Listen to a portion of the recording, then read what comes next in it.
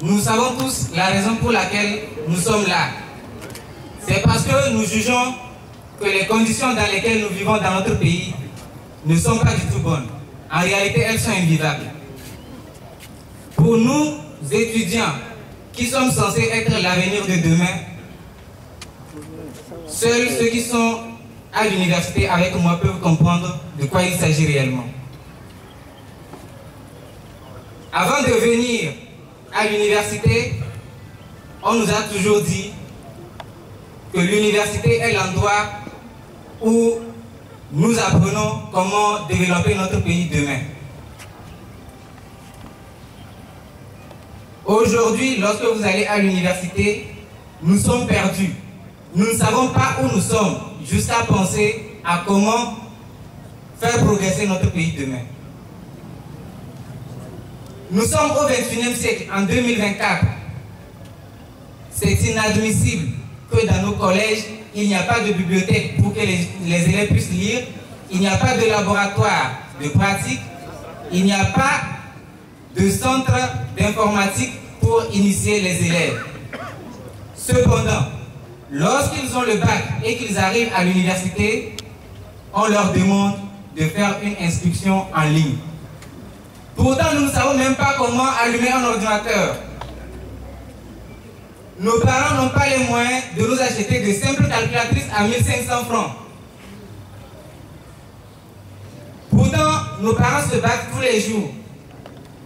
Au même moment, eux et leurs enfants sont en Europe en train d'étudier dans les plus grandes écoles. Avec l'argent du peuple.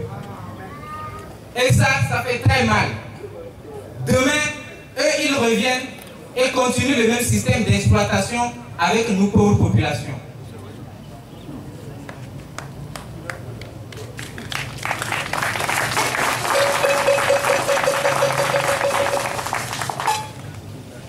Toutes ces raisons constituent des faits qui nous révoltent et qui nous poussent. Aujourd'hui, nous sommes obligés à nous lever pour arrêter ce système.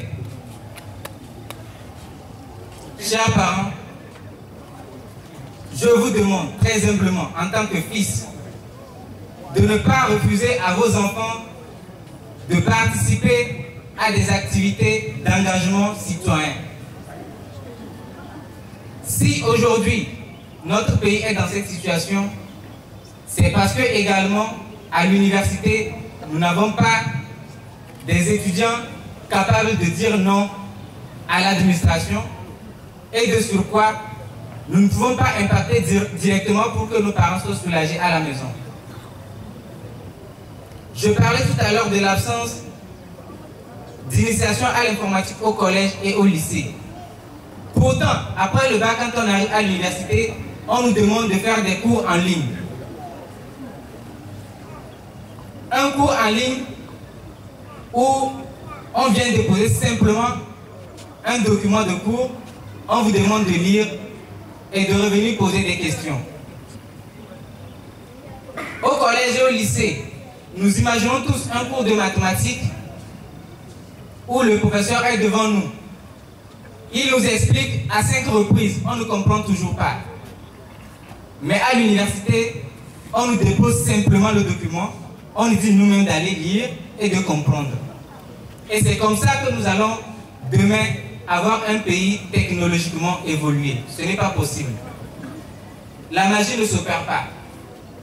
Pour toutes ces raisons, il est désormais un devoir pour chaque Togolais de dire non, de demander de meilleures conditions pour les élèves, pour les étudiants, pour la jeunesse et pour nos parents eux-mêmes.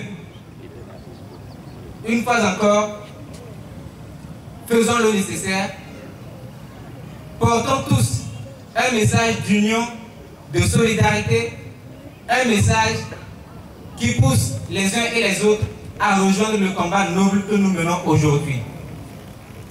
Et notre credo, une fois encore, sera de conscientiser ceux encore endormis, d'encourager ceux qui sont sur la lutte et de continuer le combat. C'est ce que nous avions appelé la théorie des 3 C. Conscience, courage et combat.